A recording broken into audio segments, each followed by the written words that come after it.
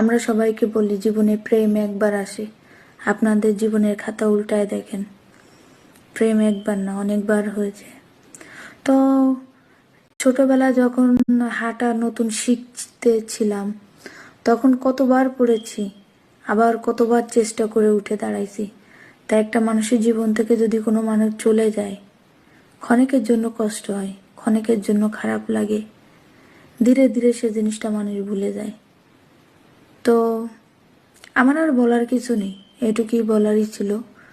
তাই আমি বললাম যে কেউ যদি চলে যায় তাকে নিয়ে হতাশ না হয়ে উঠে দাঁড়াও, তাকে নিয়ে টেনশন না করে নিজেকে খুশি রাখো।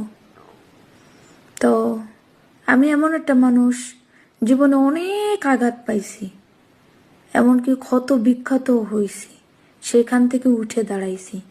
তা আজ তোমার মতন মানুষ যদি চলেও